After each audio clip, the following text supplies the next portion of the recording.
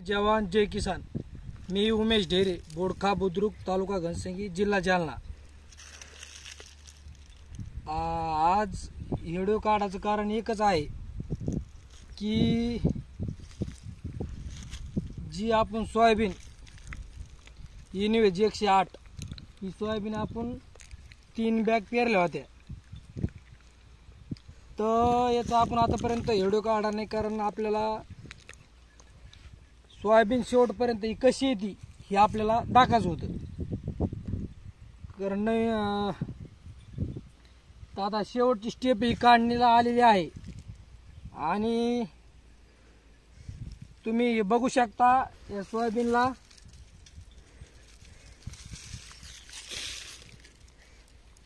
शेंगा, म्हणजे ह्या अशा शेंगा ती सांगते 5-5, 6-6 गोणी, असे काही 5-5, 6-6 गोणी कुठेही लागत नाहीत। असे या बघा, हे 3-3, 4 असे शेंगा लागले। आणि हिचं एक वैशिष्ट्य राहिलंय, हिची शेंग तर वाळली पण हिचं देठ आहे ना आणखीन हिरची।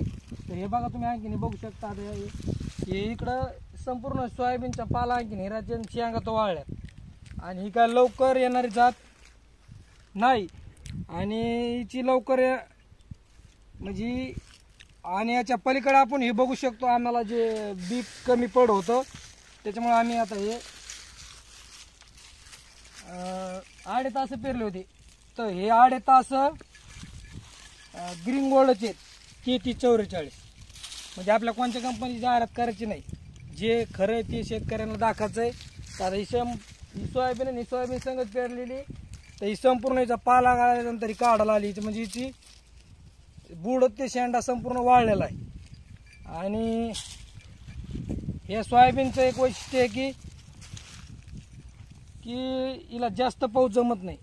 आणि शेतकऱ्यांना सांगायचं कारण कशामुळं की आम्ही सोयाबीनची थैली आणली पण आम्ही फसलो, तर तुम्ही पण कोणी फसू नका। कारण कशामुळं, आणि ज्यांना पेरायची ते आपापल्या रिक्सवर पेरू शकता।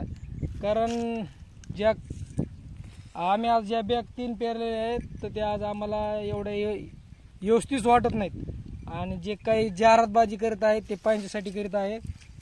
पण शेतकऱ्याला सोयाबीन नवीन व्हरायटी कोणची आल्याच्यानंतर एखादी बॅग पेरावं, लमाटी बॅग पेरू नका, कारण काही खरं नसतं। जिचा आपल्याला अनुभव आहे तीच बॅग पेरा।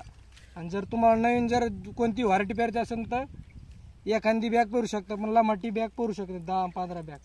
तर आम्ही आज 3 बॅग पेरल्यात। तर आज आमच्या 3 बॅग जे आम्ही दुसरी सोयाबीन पेरली असते, आज 3 बॅगचं एकरी आम्हाला 4 क्विंटलचं आवरेज झालं तरी लय झालं। आणि आता बरेच जण म्हणतात की पाऊस जास्त झालेला आहे, खरं पाऊस तर जास्त झालेला आहे, पण ही सोयाबीन आपण जे टेकाड राहणे त्या टेकाडावरली सोयाबीन ही आहे, ही सगळी लावलेली सोयाबीन ती सगळी गेलेली आहे।